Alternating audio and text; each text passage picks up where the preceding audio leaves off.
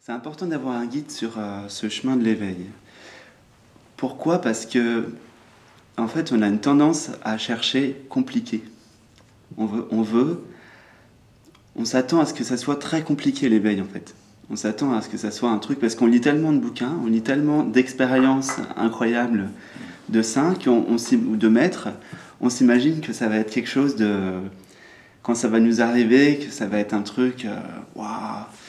Et en fait, c'est pas ça. C'est pas ça parce que c'est pas une expérience. C'est pas quelque chose de appréhendable avec le mental et c'est pas un objet, quel qu'il soit. Et on en parlait hier avec Gérald. Il y a quelque temps, j'ai eu un petit déclic. Je marchais dans la rue. Parce que Gérald, il dit, quand on lui pose la question, est-ce que tu as des pensées? Il dit non, j'ai pas de pensées.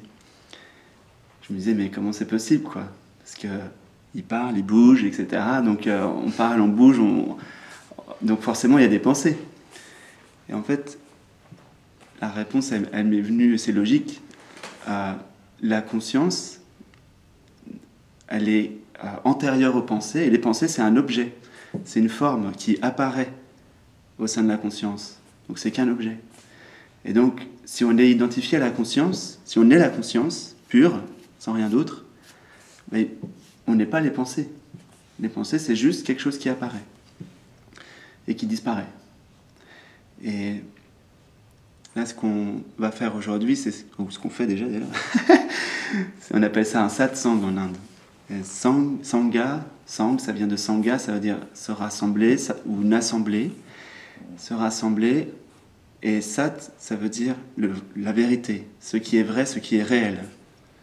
Donc, le vrai, le réel, pour les yogis, comme je dis souvent, c'est ce qui ne bouge jamais, ce qui est toujours là, ce qui est permanent, ce qui est éternel. Et donc, là, l'invitation aujourd'hui, c'est au lieu de plutôt de vivre sur un plan de l'impermanence, ce qui crée une souffrance en fait, une insatisfaction permanente, même si on ne s'en rend pas forcément compte, parce qu'on va avoir des petits moments de plaisir dans la vie, des moments de bonheur. Ça dure jamais en fait, c'est jamais permanent, c'est jamais stable, il n'y a rien de stable ici. C'est pour ça qu'on n'est jamais satisfait totalement, il y a toujours une insatisfaction. Donc, pour trouver la satisfaction, il faut réussir à trouver où ça doit se révéler, en fait, c'est pas nous-mêmes, humainement parlant, qui le trouvons. C'est ça le paradoxe. C'est que ça se révèle lorsqu'on a peut-être enlevé, les Indiens disent enlever le voile de la Maya, et Gérald dit souvent ça aussi, enlever le voile de la Maya, user le voile de la Maya. Et tout à l'heure, en chemin, je me disais, user le voile de la Maya, c'est peut-être juste user les vouloirs. Arrêter d'avoir des vouloirs autres que ce qui est. Parce que l'insatisfaction, si vous regardez bien, qu'est-ce que c'est l'insatisfaction? C'est vouloir autre chose que ce qui est. C'est aussi simple que ça. Donc on est insatisfait parce qu'on veut autre chose que ce qui est. On veut un truc qui sera mieux plus tard, un truc qui sera mieux ailleurs, on veut un éveil spirituel qui va arriver avec des éclairs partout et des flammes et tout. C'est pas du tout comme ça que ça se passe. C'est une simplicité. Et Gérald, on en parlait hier, Gérald, il m'a dit mais des milliers de fois, et j'exagère pas, hein, vraiment, hein, il m'a dit c'est simple, c'est tellement simple. Et c'est vrai, c'est d'une simplicité. Et en fait, c'est pour ça qu'on passe à côté. Parce que le mental, il veut un truc super compliqué. Alors que la plénitude est simple, quoi. C'est simple. Et en fait, c'est toutes les limitations qu'on met à ce qu'on est qui complexifient les choses. Parce que les limitations, elles sont ajoutées au simple fait d'être. Voilà. Comme je dis des fois, l'éveil, c'est juste être. Il n'y a rien de plus, il n'y a rien d'ajouté, quoi. C'est juste être, tout simplement. Et justement, on peut rien ajuster. Voilà. C'est vraiment juste ça, quoi. Juste ça. Donc il n'y a même pas la place pour un personnage qui fait en fait, à la fin, même le personnage qui fait un chemin spirituel doit tomber. Il n'y a même pas la place pour ça. Il n'y a même pas la place pour quelqu'un qui veut un éveil. Le dernier truc que j'ai lâché, c'était vouloir la réalisation, vouloir l'éveil. Je fais partie d'une lignée, bon, il y a... Même ça, je l'ai lâché maintenant, d'ailleurs. Mais j'ai suivi beaucoup les sages de l'Inde, etc. Et donc, il y a une lignée, une filiation de maître à disciple depuis longtemps. Et même ce côté traditionnel des sages de l'Inde et tout ça, il y a même un moment donné où même ça, c'est tombé. Il n'y a même plus l'identification à une lignée, à quoi que ce soit. Si vous regardez bien, les éveillés, ils prétendent jamais d'être... ils prônent pas la sagesse de leur pays, par exemple, les sages de leur pays, ou c'est comment dire, c'est juste c'est tellement ce qu'on est, en fait, qu'il n'y a pas besoin d'ajouter de qualificatif, il n'y a pas besoin d'ajouter une étiquette, de mettre Dieu en bouteille, quoi, voilà. Il n'y a pas besoin de rajouter des définitions, en fait. Donc, c'est passé d'un monde où on est rempli de définitions, parce qu'à un monde où il n'y a pas de... où il n'y a plus besoin de... Il n'y a même pas de monde, d'ailleurs. Il n'y a plus besoin de définition, donc c'est pour ça que c'est pas évident d'en parler. Et c'est pour ça que ça ne s'apprend pas. L'éveil ne s'apprend pas, il n'y a que quelque chose d'objectif qu'on peut apprendre. Mais l'éveil, c'est vraiment le sujet absolu. Donc c'est vous, c'est ce qui est le plus vous. Ce qui est le plus vous. Donc là, c'est là que ça commence à devenir intéressant.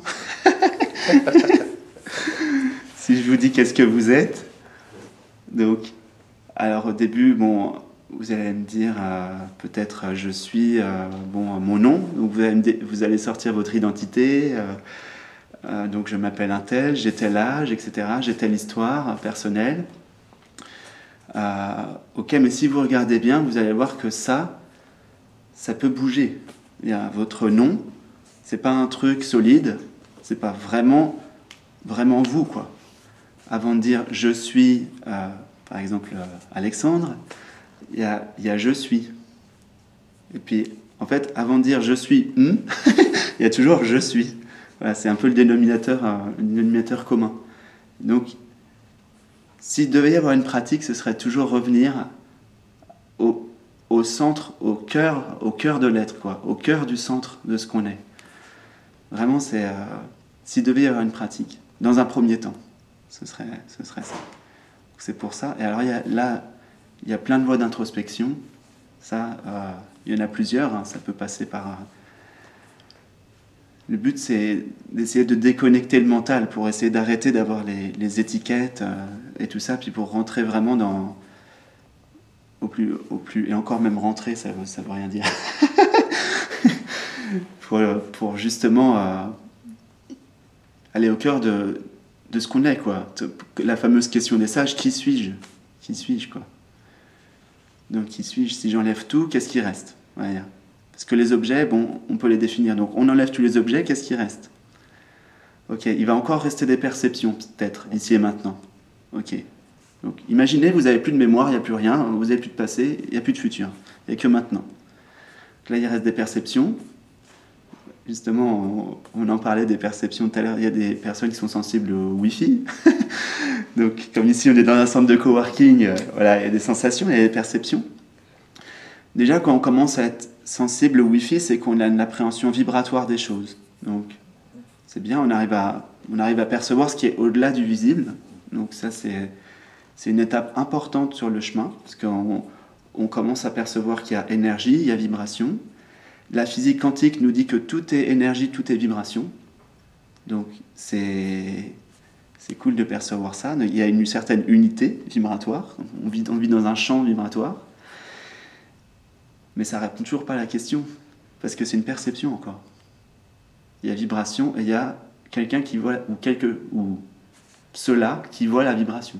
C'est pas quelqu'un, c'est pas quelque chose. Il y a ceux-là qui voient la vibration, qui perçoit. c'est perçu. Donc, qu'est-ce que c'est? C'est là où on commence à vraiment attaquer le sujet. Qu'est-ce qu'il voit, qu'est-ce qu'il perçoit? Ou plus simplement, est-ce que ce qui voit et ce qui perçoit, déjà, a un effort à faire pour voir et pour percevoir? Ça permet d'éviter de se compliquer la vie. Là, vous nous voyez. Est-ce que le fait de voir, le fait même de voir, a un effort à faire pour voir? Non. On est d'accord, ça voit tout seul. Ok. Est-ce que c'est vous, avec votre identité personnelle, avec votre effort mental, qui faites un effort pour voir? Non. On est ok. La vie qui passe à travers vous voit naturellement. La vie qui perçoit les sensations perçoit. Ça se fait tout seul. Ok.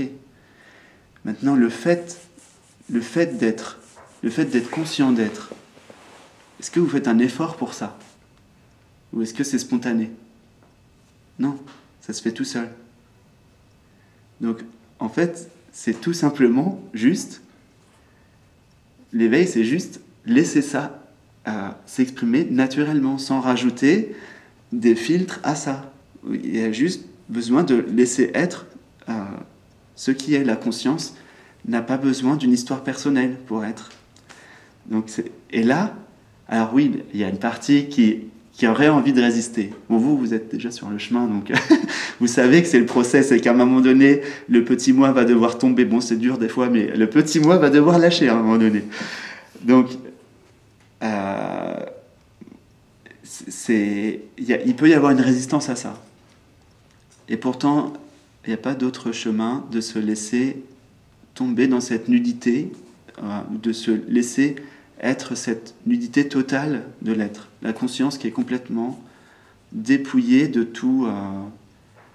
Au début, ça fait un peu... Il n'y a même plus de repères, au début. Au début, lors du basculement, en tout cas, moi, je l'ai vécu comme ça. Je ne sais pas comment tu l'as vécu, Gérald, toi, mais peut-être qu'il y a un moment donné où, quand ça se révèle avec intensité, la présence, la conscience, ça fait assez bizarre, parce qu'on voit ce monde d'espace et de temps à partir d'un point où il n'y a aucun espace et il n'y a aucun temps. Donc, ça fait bizarre, quoi. Et des fois ça arrive, bon, c'est des expériences, ça, donc c'est pas l'éveil, mais des fois, ça m'arrive encore récemment, je marche dans la rue et je vois tout l'univers entier disparaître et réapparaître. Ça fait un peu bizarre. Hein. Je vois cet univers émerger comme une petite bulle de savon, des fois je dis ça, dans maintenant, et c'est plus tangible comme avant, c'est-à-dire qu'il n'y a plus la croyance que ça, là, ce qui est perçu, c'est un truc absolu, que c'est la vérité absolue. Parce que ce qui est perçu là, c'est pas éternel, c'est quelque chose c'est une émanation de la conscience, de l'être. C'est beau, hein, je veux dire, c'est pas rejeté, hein, je dis pas ça vaut rien.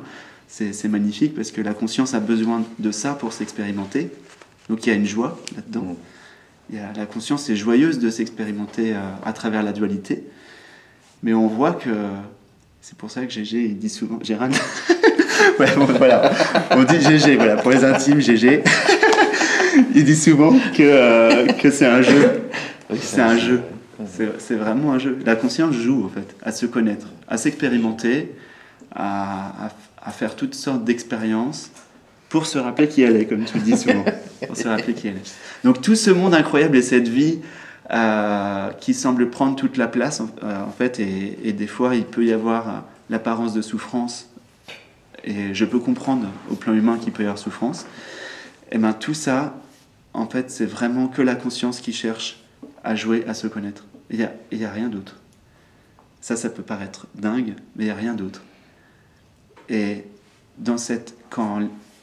avec cet éveil, la réalisation, c'est qu'en fait, on a cherché très loin, enfin pour moi en tout cas, plein d'expériences de toutes sortes. Au début, la plupart des gens ils cherchent des expériences humaines, donc un bonheur humain, enfin une vie, donc des voyages, les amis, etc. Ça marche pas, donc après on commence à aller vers l'intérieur, on cherche, et là on est encore dans l'ego, en fait, on s'en rend pas compte, mais on cherche encore des expériences, on fait encore plein d'expériences. Il y a un moment donné où j'en ai eu ras-le-bol de ça, de faire toutes sortes d'expériences, mais d'avoir rien de tangible au final. Donc à un moment donné, on se dit, mais qu'est-ce qui est tout le temps là en fait? Qu'est-ce qui est permanent? Qu'est-ce qui est... Voilà quoi, où est-ce que je peux me reposer en fait? Et puis que ça soit, enfin quoi, on s'arrête de chercher. En fait, pour qu'on s'arrête de chercher, c'est le chercheur lui-même qui doit tomber. Voilà, c'est comme il y a un moment donné, on ne pose plus de questions. J'ai écrit un livre avec Gérald, je lui disais hier, je ne pourrais plus écrire ce livre avec toi parce que à l'époque, je cherchais, j'avais des questions. Maintenant, le questionneur, il est tombé. Il n'y a plus de questionneur, c'est fini. Le questionneur, c'est encore le mouvement de recherche parce qu'on est insatisfait, qu'on ne se sent pas accompli, donc on a envie de chercher l'accomplissement. Et il n'y a pas de problème, hein. C'est normal. Mais il y a un moment donné où en fait, on se rend compte que le souci, c'était justement ce mouvement de recherche à vouloir un truc super loin et à chercher en dehors de ce qui est. Et quand j'y pense, c'est complètement absurde parce qu'il n'y a que ce qui est et vous ne pouvez pas chercher en dehors de ce qui est. Donc vous passez votre temps à vous mettre en dehors de vous-même, en fait, en réalité. La conscience qui essaie de se mettre en dehors d'elle-même, sauf qu'elle est tout, donc c'est impossible. Donc pas d'en dehors. Voilà. Donc voilà, en gros c'est ça. Ouais, c'est une illusion totale. Donc, voilà, en gros c'est ça. Je voulais parler un peu de notre histoire, mais bon, je sais pas trop si ça, ça vous intéresse ou pas. Ok. Bah vas-y Gérald, tu peux commencer comme ça, après Je sais pas, qu'est-ce que je pourrais dire. Dans dans l'histoire, il y a aussi lui, dans l'histoire Alexandre. Ok. Si c'est toutes les mêmes époques, ça. Hein, oui, parce que c'est grâce lui à qui t'avait Pierre amené. que je t'ai rencontré. Ah, oui, Il s'appelle pas Pierre pour rien, il est appelé. Voilà. Et on s'est rencontrés sensiblement en même temps. Ah, à Vincennes. Ah oui, à l'époque j'habitais à Vincennes, c'est vrai. Ça s'est fait comme ça. Wow, dire quoi, je sais pas. Ouais. Ben voilà, on s'est rencontrés. Ouais. En simple, en fait, on a tous les deux suivi un cheminement, une sadhana, on dit en Inde, et Gérald, on va dire à mi-chemin de ma sadhana, est arrivé pour pouvoir m'accompagner, parce que je commençais justement à vivre des expériences que j'avais besoin de quelqu'un, parce que c'était difficile à appréhender ce que je vivais. Donc j'étais bien content d'avoir quelqu'un qui puisse répondre à mes questions. Et Gérald, justement, il m'a toujours ramené à la simplicité. C'est ça, le guide, il vous dit non, enfin, il vous dit pas non, parce qu'il va vous laisser faire quand même. Il va laisser faire des expériences, parce qu'on doit les faire. C'est ça le paradoxe, c'est qu'on doit faire toutes ces expériences pour se rendre compte qu'en fait, c'est pas dans l'expérience. C'est une fois qu'on a tout fait, qu'on a vraiment, ouais, quand même, on a vraiment eu. À un moment donné, on a marre de faire plein d'expériences, il y en a un peu marre de faire toutes sortes d'expériences. Donc on se dit, ok, fatigant là, où est-ce que je vais pouvoir enfin me reposer, quoi? Où est-ce que je vais pouvoir enfin trouver le truc qui bouge pas, le truc solide, quoi? La pierre d'angle, ils disent dans la Bible, que les bâtisseurs ont rejeté. Ça va loin, ça. C'est ça, c'est exactement ça. On rejette le truc le plus simple, on rejette par exemple maintenant. On vit toujours ailleurs, on vit toujours, on pense que ce sera toujours mieux à un autre moment que maintenant. Alors que là maintenant tout de suite tout est complet, tout est accompli et réellement, réellement du point de vue de la réalité telle que c'est, il n'y a rien à faire là maintenant tout de suite pour que vous soyez ce que vous êtes totalement. Rien du tout. C'est déjà fait.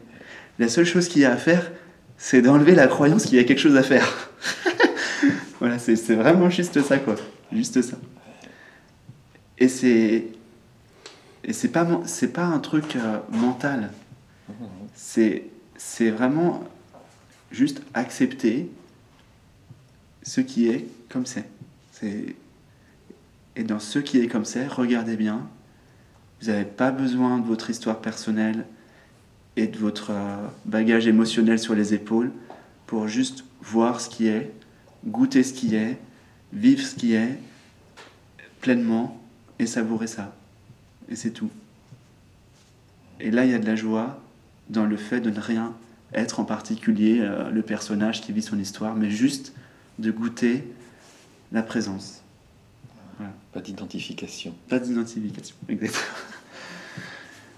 Donc, bon, on peut commencer directement avec les questions, je pense. On peut y aller. On peut y aller.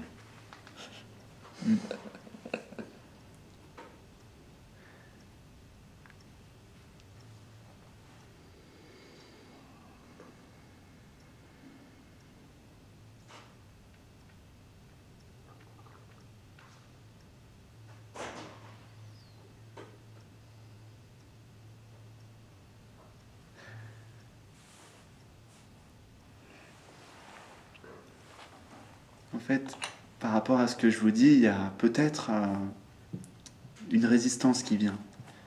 L'ego, il se caractérise par des résistances. Donc, le but du satsang, c'est que peut-être vous sentiez ce qui fait résistance à cette simplicité, Et des fois, c'est juste une petite croyance toute bête, genre l'éveil, ce sera plus tard. Genre, je le mérite pas. Il y en a une fois, j'entendais sur Internet quelqu'un qui disait « Oui, mais si je m'éveille, je laisse les autres sur le bas-côté. je laisse les frères humains, je quitte. » Mais non, c'est pas vrai, en fait. Tout ça, c'est pas vrai. C'est vraiment de l'illusion, quoi. Donc, juste voir ici et maintenant ce qui vous empêche, là, tout de suite, maintenant, de vivre cette simplicité. Voilà. Ou peut-être les trucs qui reviennent, qui sont récurrents au quotidien. Parce qu'en réalité, la seule chose qui fait que vous pensez que vous n'êtes pas éveillé, c'est que vous avez votre passé. Vous êtes en train de faire référence à une expérience passée et vous dites « Non, je ne suis pas éveillé parce que j'ai eu tel comportement et donc un éveillé, il ne pourrait pas faire ça. » Et enfin, il y a toute une histoire personnelle dans Ici et Maintenant qui s'ajoute à maintenant et qui fait croire qu'en fait, c'est pas déjà là. Moi, je pensais que je peux pas être réveillé parce que j'ai encore tel ou tel désir, par exemple. N'importe quoi. Ici et maintenant, il n'y a aucun désir. Enfin, il y a peut-être un désir, je ne sais pas si vous avez envie d'aller aux toilettes ou prendre un thé, je ne sais pas, mais je veux dire, il faut rester toujours là tout de suite. Gérald, il le dit souvent, hein. C'est là maintenant, dans l'immédiateté. Ouais. Et en fait, j'ai toujours l'impression de parler tout le temps, mais bon. Comme je disais à Gérald, ma bouche parle, mais j'ai pas la sensation de parler. Ça peut paraître bizarre, hein, mais ça parle, mais en fait, ça parle pas. Ce que je voulais juste dire et qui peut paraître un peu étrange, c'est que maintenant n'est pas un temps. Essayez d'appréhender ça. Maintenant n'est pas un temps. Ça ne s'inscrit pas dans la temporalité. Il n'y a pas de temps. Ouais. Il y a eu un moment donné où il y a eu la réalisation qu'il y a quelque chose qui est toujours là, que je ferme les yeux, que j'ai les yeux ouverts, que je sois en train de m'endormir, entre guillemets, parce que la conscience ne dort pas, en fait, c'est juste le corps qui dort, mais peu importe ce que vous faites, peu importe ce qui se passe, il y a maintenant qui est toujours le même. Je ne sais pas si vous arrivez à sentir qu'il y a, par exemple, si vous prenez votre regard et vous faites un tour à 180 degrés comme ça, ok, dans la vision ça bouge. Vous voyez que ça bouge devant les yeux. Mais derrière, il y a comme quelque chose qui bouge jamais, qui est toujours là. C'est très tangible, hein, ce que je vous dis, c'est pas un truc philosophique. Hein. C'est ça là, qui bouge jamais, qui se révèle.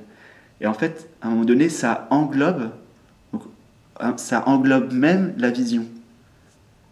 C'est-à-dire que si vous regardez bien, les objets qui semblent l'extérieur là en ce moment, ce que le mental conceptualise, je suis là et c'est là-bas, en fait, toute l'image, elle est à l'intérieur de la conscience. Et c'est exactement pareil pour le temps. Le temps, le mental, il met une petite croix et dit ça c'est le point A, et ça il fait un petit trait, mais ça c'est le point B. Ok, le mental, il dit ça. Donc il y a A et B, et ça c'est le temps. Donc on imagine une petite frise, là, comme quand on était au CP, la préhistoire, le Moyen-Âge, etc. Et puis moi je suis là. Puis on s'inscrit dans tout ça. Et tout ça, on le porte, hein, on s'en rend pas compte, mais on porte le temps, en fait. C'est fatigant. et on oublie complètement qu'il y a une feuille blanche sur laquelle on a fait la petite croix A et B, et la feuille blanche, elle bouge pas. Et la feuille blanche, c'est maintenant. Et la feuille blanche, elle inclut, pas que A et B, elle inclut tout en même temps. C'est ça qui est... Donc la conscience inclut tout en même temps dans le temps et l'espace. C'est absolument tout. Tout ce que vous voyez, ça apparaît à l'intérieur du fait d'être conscient. C'est clair ? Si vous enlevez la conscience, il reste quoi ? Il reste rien. Ok.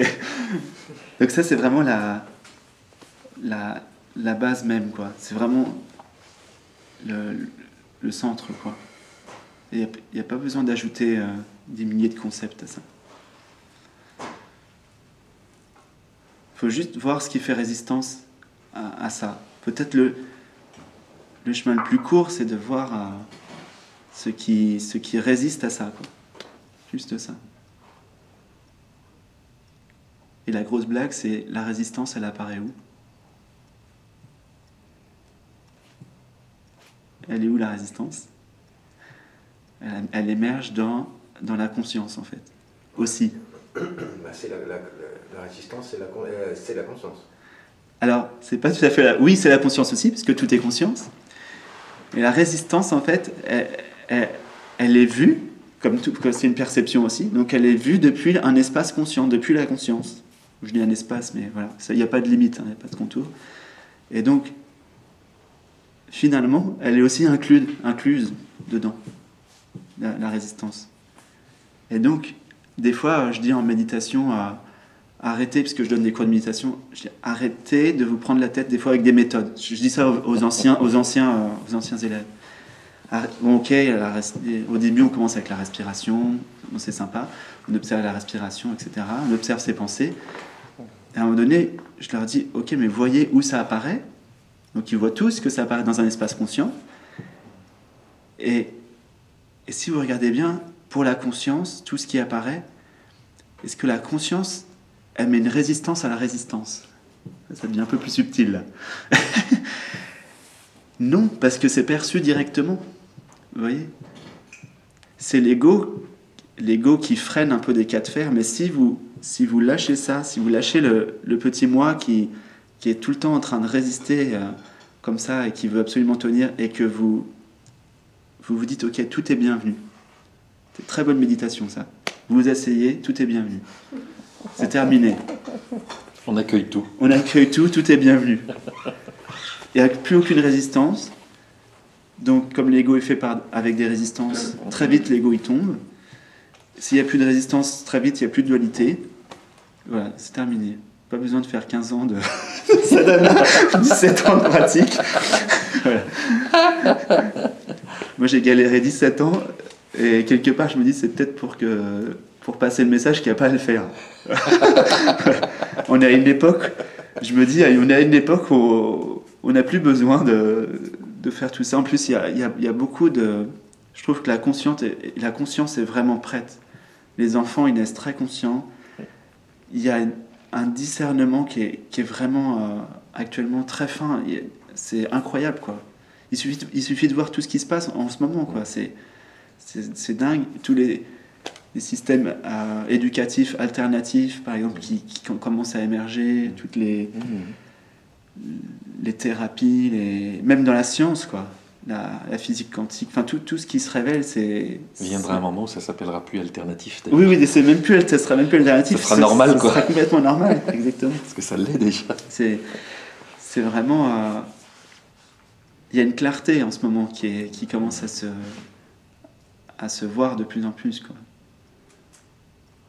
Et des fois, il suffit de quelques mots et pouf. Ah bah oui, j'ai pas besoin de porter de porter ma carapace. On s'imagine que la carapace est confortable. Je me carapace comme ça, il n'y a rien qui rentre. Le wifi, ça rentre pas. J'ai une petite blague. La vibration, il y a une petite résistance là. Le wifi. Le wifi arrive. Elle n'a pas l'air totalement convaincue. Ouais, t'es pas encore. Ok, la carapace en fait. Il y a quand même du wifi. Ouais, ok, il y a du wifi, mais. Faut qu'elle demande à la conscience, quoi. Si tu mets une carapace, ok, il n'y a rien qui rentre, mais il n'y a rien qui sort non plus. Donc est-ce que c'est mieux? Donc s'il n'y a rien qui sort, l'amour va avoir du mal à passer, la joie va avoir du mal à passer. Donc tout ça, c'est... Dans une vidéo, Gérald, on lui demande s'il a des peurs. Je crois que c'est ça avec Lilou. Gérald, donc, non, c'est par rapport à la protection. Parce que, est-ce qu'il a besoin de se protéger? Gérald, non, il n'a pas besoin de se protéger. Sur un certain plan vibratoire, oui, on pourrait dire, il pourrait y avoir la nécessité de se protéger. Mais au niveau de la conscience, réellement, non. Il n'y a pas besoin. Non, parce que comme tu disais, se protéger, c'est être dans la peur, Ouais. obligatoirement. Protéger le corps. C'est pareil. Mais le corps, c'est Savoir- la conscience cristallisée. C'est être dans la peur, c'est avoir des appréhensions, c'est que tu te sens quelque part en danger, etc. Mais t'es pas en danger. C'est n'importe quoi. Ouais. Ouais. C'est encore un aspect de l'illusion. Ouais. Il n'y a pas de danger, ça n'existe pas, ça. Mm. C'est une illusion. Qu'est-ce que ça veut dire, danger? Ça a une valeur, justement, tu as dit par rapport au corps, tu vois. Mais comme t'es pas le corps, ça tombe bien. Bah, disons que le corps est inclus dans la conscience et c'est un merveilleux outil, comme le mental, et comme l'ego d'ailleurs aussi. En fait, il n'y a rien qui est rejeté. Hein. Non. Mais c'est juste que comme fondamentalement t'es pas ça, il n'y a pas de nécessité, enfin t'as pas besoin d'avoir peur, quoi. Et puis même s'il se blesse, il se répare tout seul, au fait, il sait se réparer. Ouais. Ah oui. Mais tout est là, de toute façon. Ouais. Il n'y a pas de souci. Regarde, quand tu te coupes le doigt, il y a bien une conscience qui refait tout. Hop, ça, C'est c'est pas toi avec ton mental qui est en train de dire allez les les petites cellules travailler et tout. Tu vois, il y a une vie qui fait tout Ça se fait parfaitement. très naturellement, hein, très simplement. Mm. Ouais. Bon, bah, tout va bien. Tout va bien. Et en fait, ouais, C'est ça. avec plus le plus, on va dire comment dire, plus ça se révèle cette conscience et il y a une conscience. Il y a une confiance qui se fait dans la vie, une confiance totale. Donc vraiment totale. Quoi. Ouais, c'est ça. Et donc tout se fait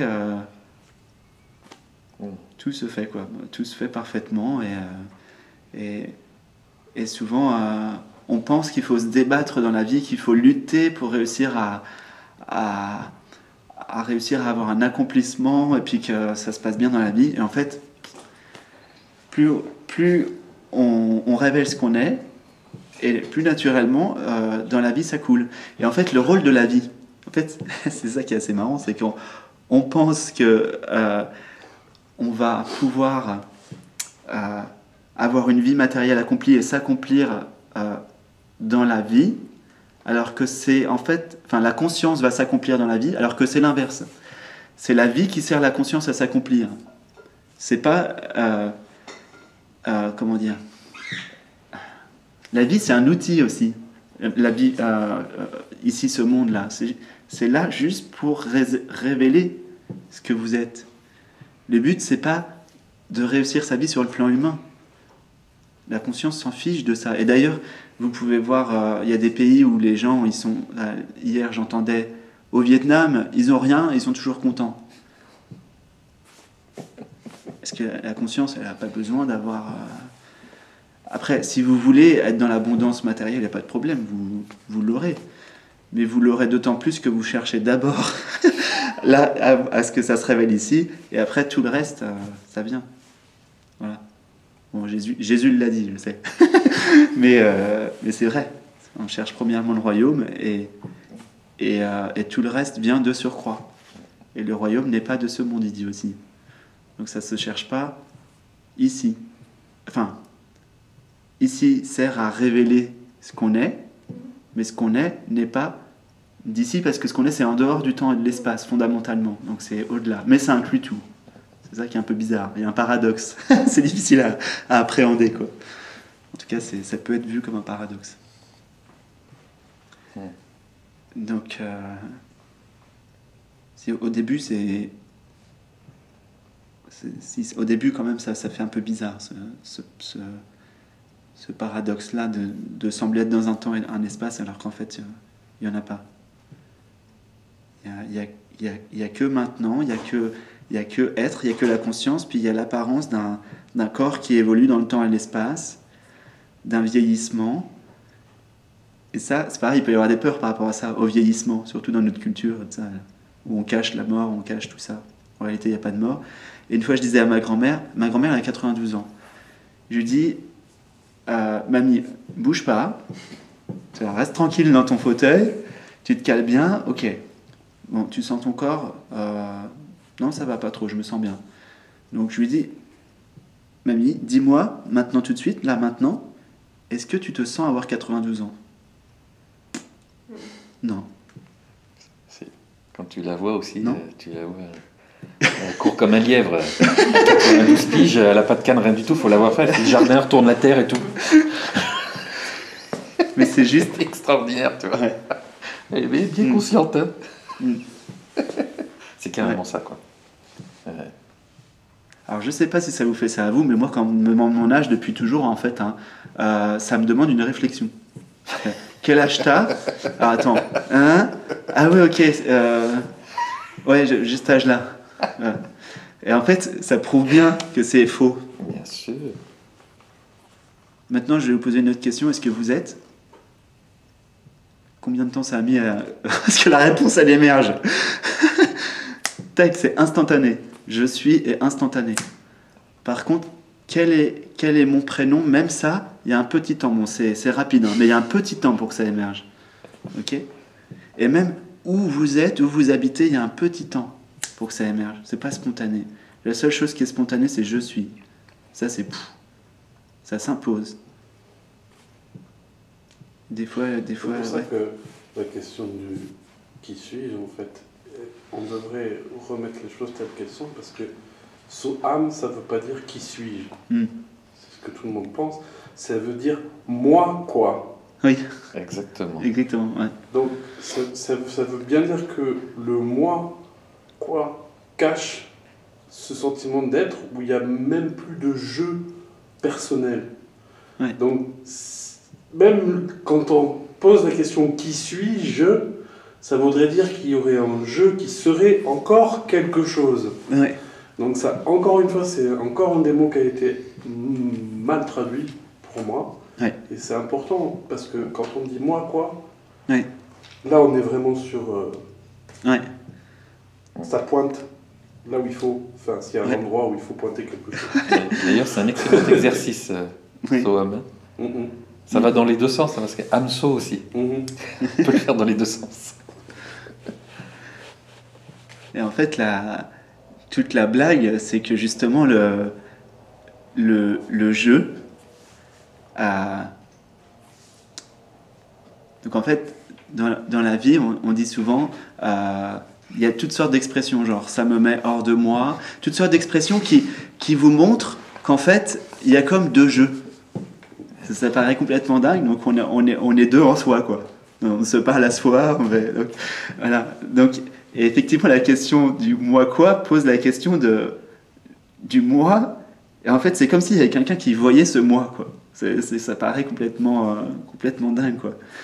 Et là aussi, il y a un grand paradoxe après la réalisation, c'est qu'en fait, là, je vous parle, donc il y a l'apparence d'un jeu, d'un jeu personnel, on dirait qu'il y a une personne, et pourtant là, en ce moment, sans faire aucun effort, pouf, je suis dans un espace, là je vous parle à partir de là, en ce moment même, où on peut rien dire, tu vois, j'essaie même de dire il y a, et la seule chose que je peux dire c'est il y a 3 points de suspension, et encore même pas. Donc c'est vraiment ça. C'est vraiment ça. C'est perturbant parce que Gérald nous disait souvent, il n'y a pas les mots.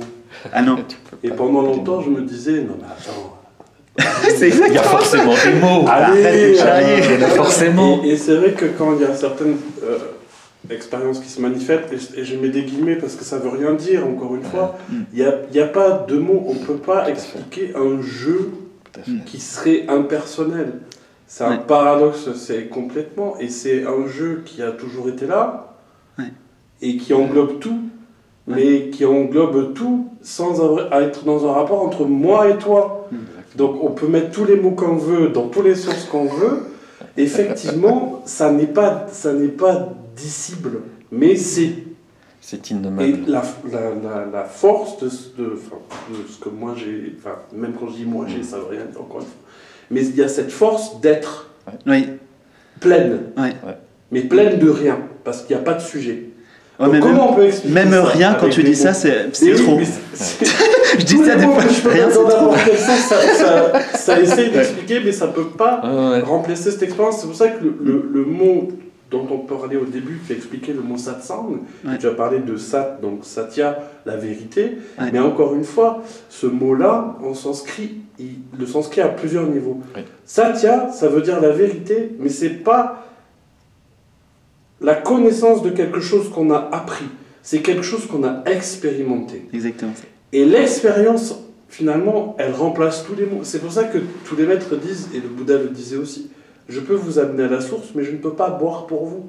On a beau expliquer 45 fois le goût d'une orange à une personne qui n'en a jamais mangé, tant qu'elle n'aura pas mangé l'orange et qu'elle n'aura pas fait cette expérience. Donc on peut en parler, on peut en discuter ça, mais comment transmettre, comment parler de quelque chose qui est expérimenté C'est par excellent. quelqu'un qui n'expérimente pas, en fait. Ouais. En fait, Non, on se tourne dans tous les sens, mais c'est ça, mais en même temps c'est très drôle, et là du coup, le mot du jeu, J-E-U, prend tout son sens. Parce que c'est une espèce de Rubik's Cube sur lequel on galère. Après, il faut juste enlever les étiquettes et c'est ok, gratuit, finalement.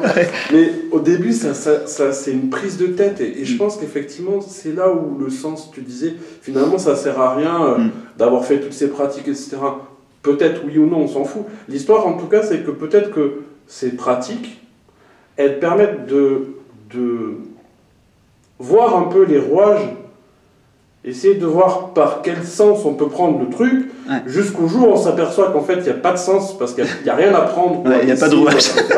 Mais il faut peut-être passer par tous les endroits je pense que c'est surtout... qui sont des voies sans issue, en tout cas, Ouais. pour finalement qu'à un moment donné, ça lâche. Ou peut-être pas. Ou pas. Ou pas. Ou pas. Ça Tout à dépend. fait. Je sais Ouais, pas. ouais, Enfin, c'est tu vois, pas- c'est... En fait, quelque part, la fleur fleurit quand elle est mûre pour fleurir. C'est ça. Ça, c'est dur pour l'ego, mais après, si vous êtes, si vous êtes là, c'est que forcément, la fleur est en train de fleurir. Forcément. Parce que la question, en fait, la question et la réponse sont une. À partir du moment où la question se pose, c'est que la réponse, elle est déjà là, en fait. La réponse est déjà là. C'était Mais marrant. c'est une bénédiction, C'est une finalement, bénédiction. d'avoir cette question dont tu parles qui monte. Même si c'est souffrant pendant... Ça peut, moi, Oui. c'est difficile. mais Oui, c'est oui. la souffrance, justement, qui va nous permettre d'aller au-delà de la souffrance. Et c'est super ce que tu... Enfin, c'est marrant ce que tu dis par rapport au fait d'expliquer, parce que juste après cette réalisation, pendant bien 15 jours, 3 semaines, on va dire le dernier truc, la dernière accroche que j'ai eue avec le mental, c'était... Donc pendant 17 ans, je dis c'est quoi l'éveil, c'est quoi l'éveil, c'est quoi l'éveil. Une fois que ça se réalise, je me dis mais comment je vais expliquer ça? C'est vraiment le truc. En fait, Tu il faut pas dis, l'expliquer. comment tu peux... Et en fait, non, tu peux pas l'expliquer. La seule chose que tu peux faire, c'est justement amener à essayer de pousser à cette expérience. Et des fois, c'est pas peut-être par aussi la voie de la négation, comme ils disent en Inde, neti, ou la voie, par exemple, des fois je dis essaye de ne pas être, essaye de ne pas être là tout de suite. Tu vois, ou répète je ne suis pas, je ne suis pas, je ne suis pas. Et tu vas te rendre compte que c'est pas possible. Il y a une force qui s'impose, en fait. Il y a une force qui est là. Et en fait, tu es et c'est su. Ok, et maintenant, l'idée c'est quoi qui sait? C'est quoi qui sait que tu es? C'est ça qu'il faut. Et c'est pas. Donc là, on peut pas mettre deux mots là-dessus. Est-ce que tu as... Mais pardon, c'est direct. parce que ça me touche ce que tu dis. Ouais. Est-ce que tu dis tu es et c'est su, et dans ce que j'ai ressenti, Ouais. il y a aussi j'ai toujours su. Ah oui, j'ai toujours su. Est-ce que tu as eu... Ah ouais.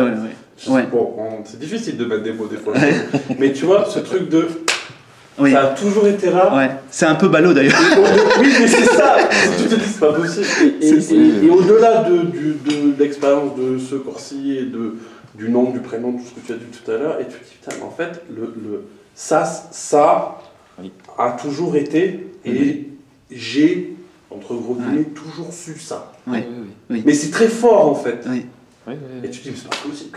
Ouais. En fait, je me suis pas dit c'est pas possible parce qu'au début j'ai pas compris ce qui se passait parce qu'au début en fait j'ai pas compris. J'ai juste vu que j'étais très conscient tout le temps, sans aucun effort, Et donc je répétais à ma compagne, je comprends pas ce qui m'arrive, je suis tout le temps conscient, mais hyper conscient, quoi.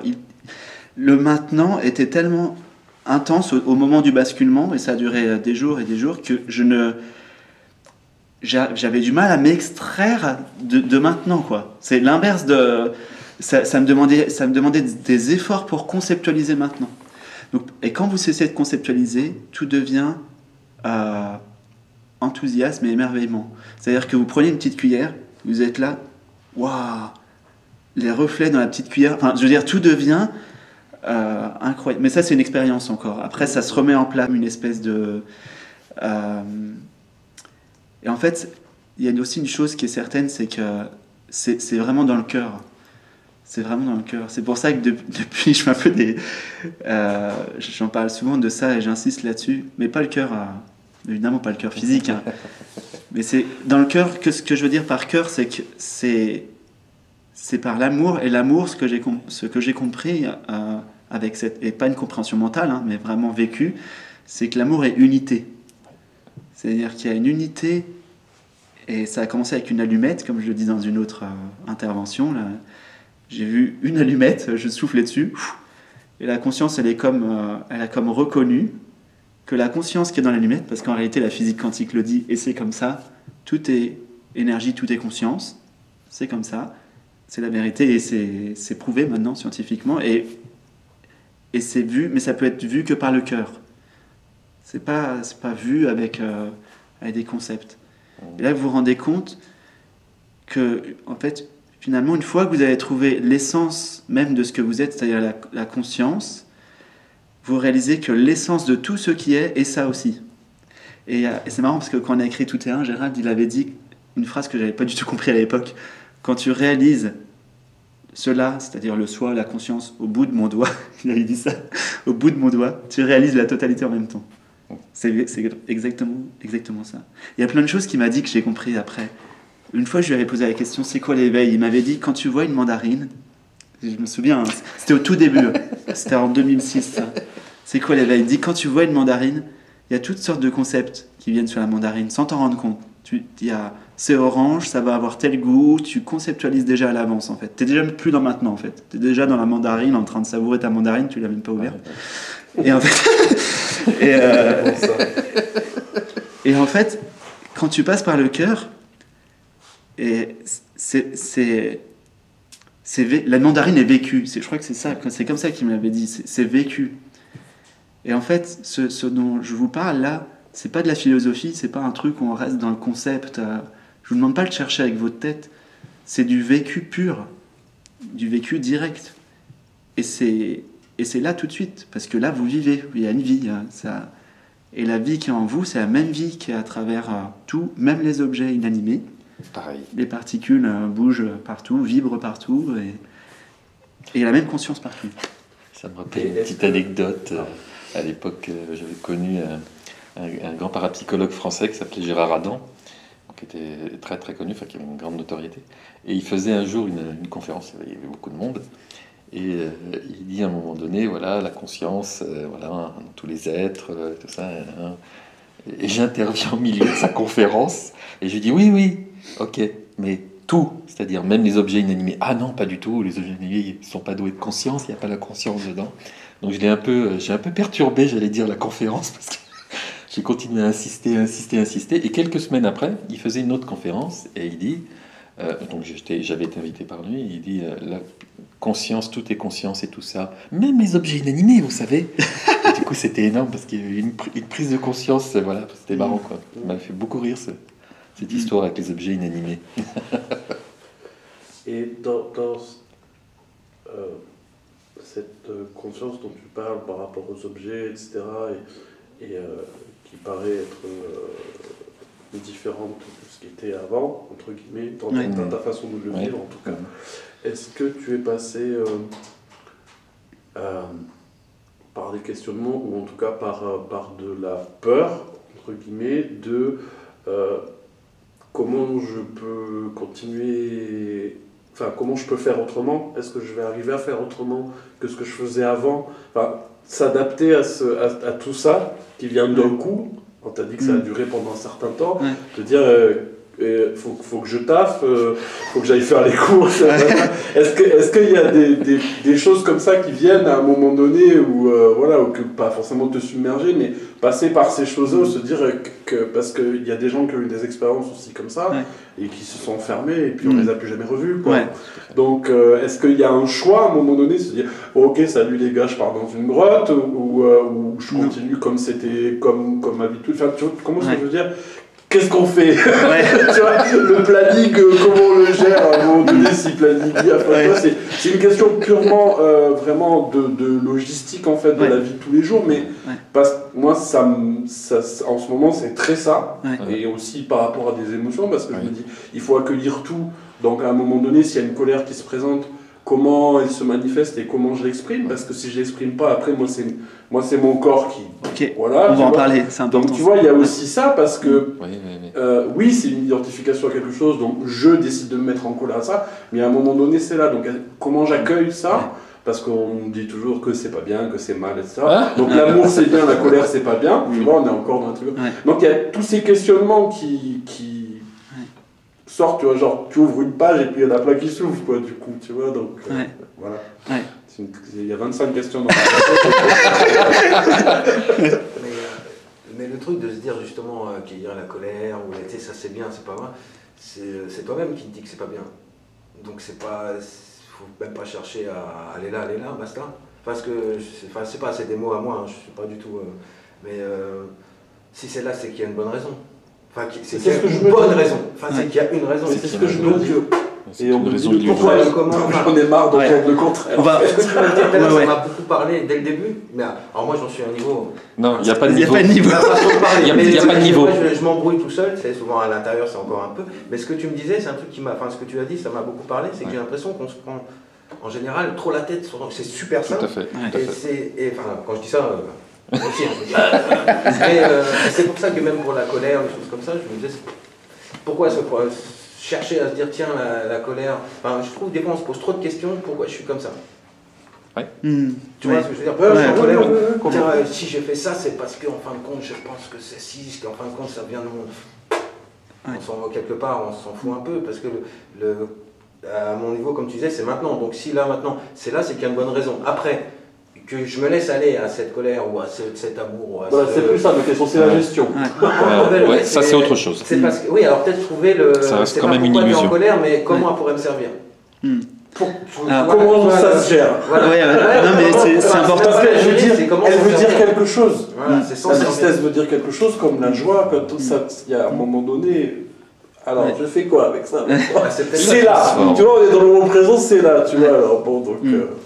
Oui, mais oui. Peut-être de dire, tiens, à ce moment, pourquoi je suis en colère, qu'est-ce qu'elle pourrait m'aider? Si c'est pour, j'ai une bêtise, si c'est pour pousser Stéphane, ce qui m'a énervé, c'est bête, mais par contre, si la colère me permet de lui dire, ah bah tiens, d'expliquer un peu mieux, enfin, c'est peut-être pas de dire pourquoi je suis en colère, mais à quoi elle peut me servir?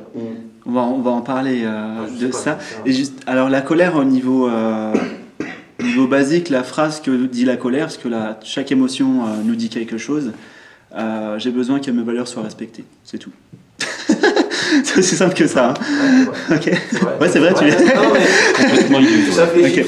Donc, alors après, ça renvoie à la question des valeurs. Juste pour revenir par rapport à ce que tu as dit au tout début. J'en reviens après. Tu m'as demandé... Donc il y a eu deux choses qui m'ont fait bizarre juste après cette révélation. Effectivement, ça peut paraître un peu bizarre d'avoir un planning, comme tu dis, parce qu'au moment où c'est arrivé, donc j'ai vraiment ce vécu, et je l'ai toujours, que tout est accompli. Donc je me suis retrouvé vraiment un peu les bras ballants à un moment donné. Disons que j'ai suivi le courant de la vie, donc j'ai continué à bouger, je me suis dit, c'est pas grave, je me suis rien dit en fait, ça s'est mis en place simplement, ça a commencé à se recaler. Par rapport à la peur, il n'y a pas le temps d'avoir peur, parce que la peur, en fait, pour qu'il y ait peur, il faut sortir de maintenant. En fait, pour qu'il y ait peur, il faut qu'il y ait un référentiel de temps. On regarde bien, hein. Donc ça fait référentiel, ok. Donc non, parce que comme il n'y a pas de temps, il n'y a que maintenant, il n'y a pas de peur. Dans maintenant, il n'y a pas de peur. Par rapport à ça, en tout cas. Voilà. Et puis, par rapport aux émotions. Alors, ce qui est marrant, c'est que on continue à vivre normalement, et notre vie, la plupart de nous ont une vie teintée de mental et d'émotions.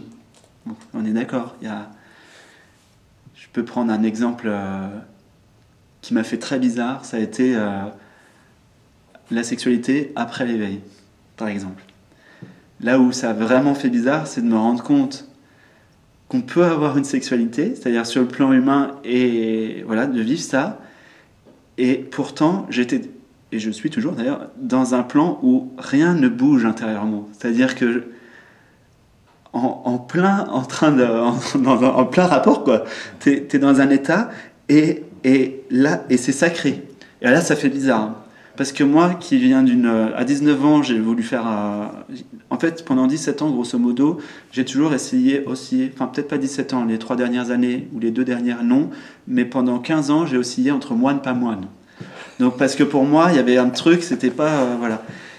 Et là, j'ai compris qu'en fait, je peux tout faire, je serai toujours le même. Je peux tout faire. Et à tel point que j'ai eu cette pensée... Bon, elle n'a pas duré longtemps, mais j'ai eu cette pensée qui peut paraître dingue. Je me suis dit... j'espère que les gens ne vont pas prendre ça au pied de la lettre, mais je me suis dit, je pourrais même prendre un pistolet et tuer plein de gens. Par exemple, si je devais... voilà. Bon, dans une condition où j'aurais besoin de faire ça, je pourrais le faire, et ça ne changerait rien à ce que je suis. J'ai compris la Bhagavad Gita qui dit, tu peux tuer... en fait, il y a ni naissance ni mort. On ne peut pas tuer l'âme qui est mortelle. Alors, évidemment... Krishna le dit. Quand tu es identifié au karma, c'est pas terrible. Sauf si, évidemment, il y a un cas où ça doit être fait pour... bon, bref, il y a tout un tas de contextes. Mais du point de vue de la conscience absolue, tout est sacré, tout est possible. Et ça n'impacte jamais sur ce qu'on est. Et donc, ça fait bizarre. Parce que les dernières petites choses que je trouvais peut-être impures, entre guillemets, et ça aurait pu être de la colère, comme tu dis... Jugement de colère, genre il y a une colère qui monte, et là ça pourrait être catalogué comme étant quelque chose de moins bien, de pas, je devrais pas faire ça parce que voilà, un éveillé ça fait pas ça, enfin, un éveillé ça fait pas l'amour, un éveillé ça a pas de rapport sexuel. Et en fait, alors après évidemment ça change, hein, le désir n'est pas vécu pareil. Les émotions ne sont pas vécues pareil. Un de tes maîtres t'avait dit qu'il fallait que tu choisisses. Un de tes instructeurs. Ah oui. Ouais. Entre la vie de couple oui. et la vie de renonçant. Quoi. Ouais. Ah, il me semble ça, bien. Oui, exactement. Et ça, c'est de l'illusion. Ah, totalement. La renonciation, en fait, c'est quelque chose de très beau et ça n'a rien à voir avec l'idée qu'on en a de renoncer, humainement parlant, à quelque chose. C'est pas ça. La renonciation... c'est juste de renoncer au petit moi limité et de tout englober, et de tout embrasser. La vraie renonciation, c'est quand on embrasse tout, en fait, quand on englobe tout. Et donc renoncer au petit moi. Et alors, donc, après la réalisation, il peut y avoir encore des mouvements humains, voilà, donc des mouvements intérieurs, donc des émotions qui peuvent émerger. Alors c'est très drôle parce que... c'est vu, pouf. Et alors là, tu vois la mécanique. En fait, comme on est dans une histoire de conscience, comme on est dans une affaire de conscience, la conscience voit. C'est pour ça que les premiers sages, on les appelle les rishis.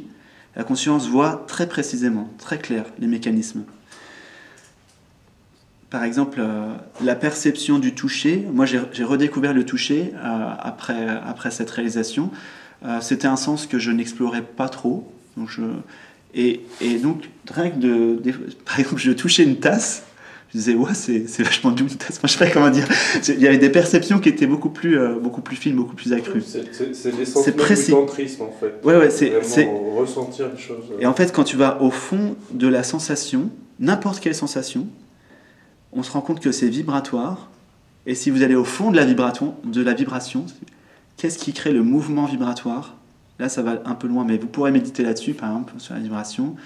Le mouvement vibratoire, c'est la joie qui le crée, en fait. C'est la joie. C'est l'expression de l'immobilité qui crée le mouvement. Et là, il y a de la joie. Si vous allez vraiment à la source même. Et donc, pour en revenir à ce que tu dis, l'émotion, ça veut dire ex movere en latin, je ne sais pas si tu savais, ça veut dire bouger hors de soi-même. Donc les émotions nous décentrent, ça me met hors de moi, comme je disais au début. Et ce qui est intéressant, c'est de voir comment ça se manifeste, quelle est cette mécanique. Alors, l'émotion, elle se manifeste dans le corps. Le corps est un merveilleux outil qui nous permet de conscientiser, c'est pour ça qu'on est là, hein, avec un corps. Vous voyez l'émotion qui arrive, en général, si c'est un truc viscéral, justement, ça va être plutôt là. Ça parle bien, de toute façon, le langage courant, il y a une conscience derrière. Hein, donc, ça va être ici. On va rentrer dans la sensation. Donc, l'accueil, c'est ça. Tu vas rentrer dans la sensation, au fond de ce qui se passe. Vraiment, comment ça s'exprime. Tu vas te rendre compte que c'est vibratoire, parce que tout est vibratoire, hein, au fond de la sensation. Et là, ce qui va se passer, c'est que l'émotion, elle va avoir tendance à, moi j'appelle ça flasher, c'est-à-dire qu'elle va renvoyer des images qui ont à voir avec le temps et l'espace. Je ne sais pas si ce sera dans le futur ou dans le passé, mais en tout cas, ça a à voir avec votre expérience. Ok, jusqu'ici, on est ok. Donc ça flash, et bon, plus ça flash, plus ça en remet une couche. Donc, on accueille tout, on accueille les flashs, mais on ne suit pas. Parce que si on suit, on quitte maintenant. C'est comme les pensées ne sont pas... Il n'y a pas de problème avec les pensées. Comment dire ?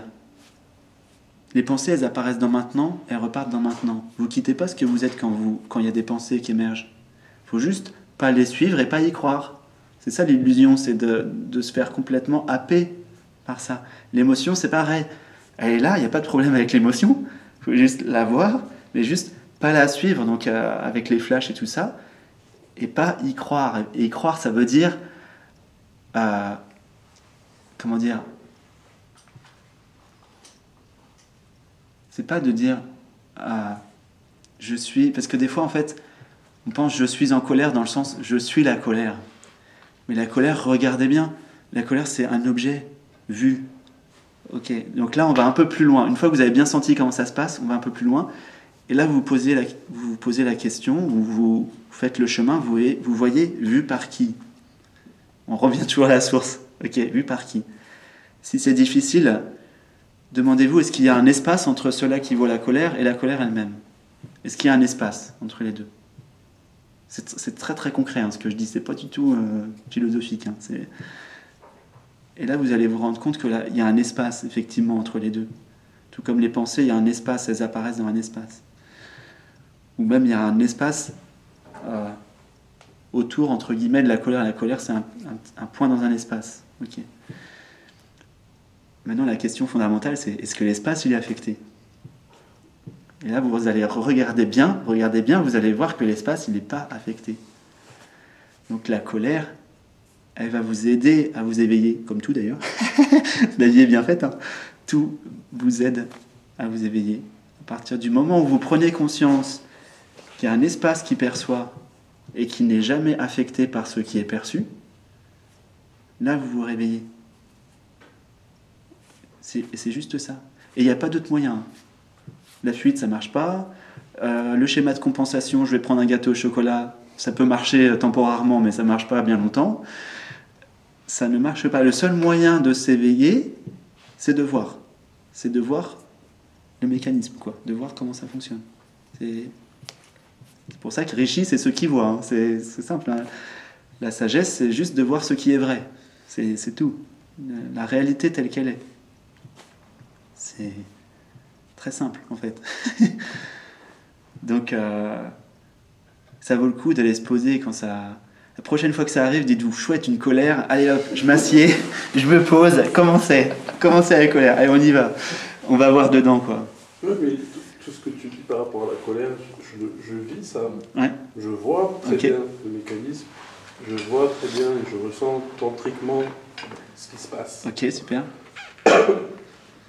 100% de ce que tu viens d'expliquer. Et, pour pas mettre mais, et il y a encore je sais pas quel mot mettre dessus, mais une énergie qui souhaite s'exprimer à travers ça. Certainement le petit ego dont tu parles. Et il y a aussi avec ça, et c'est vu très clairement, mais pour l'instant, je sais pas, enfin c'est moins qu'avant, je vois qu'il y a des périodes où ça doit absolument s'exprimer, des périodes où ça passe, et selon le mot, le contexte, c'est changeant, c'est pas quelque chose qui est tout le temps, mais si je creuse de plus en plus, il y a quand même cette... Alors, est-ce que c'est une croyance ou pas, j'en sais rien, tu vois, mais ce truc que si ça n'est pas exprimé, il y a quelque chose qui n'est pas entendu, il y a une frustration, il y a tout ça. La frustration aussi, c'est une émotion qui monte, etc.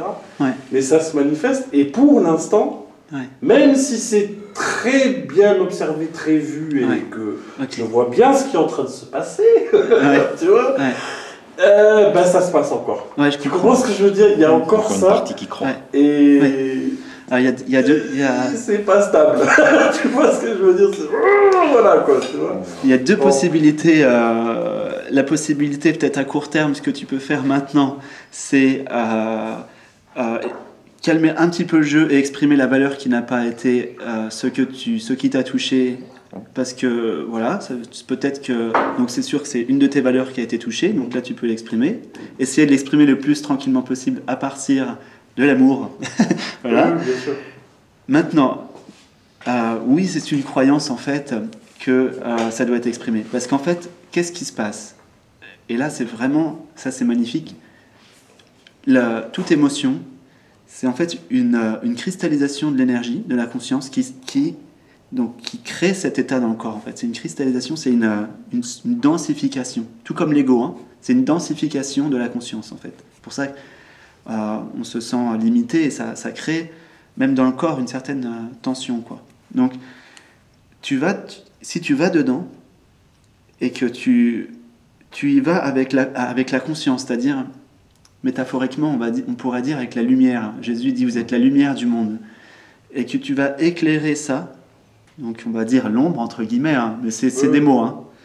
Si tu l'éclaires et si tu conscientises ça, tu vas te rendre compte que ça va lâcher. Et je fais ça parce que c'est vraiment dans l'expression que ça fait. Hein, ça fait comme ça. Et ça va lâcher. Et tu vas te rendre compte, une fois que tu l'auras validé, que tu l'auras fait vraiment l'expérience, peut-être 2-3 fois pour bien être sûr, tu vas te rendre compte qu'en fait, non, tu n'es pas forcément obligé que ça sorte.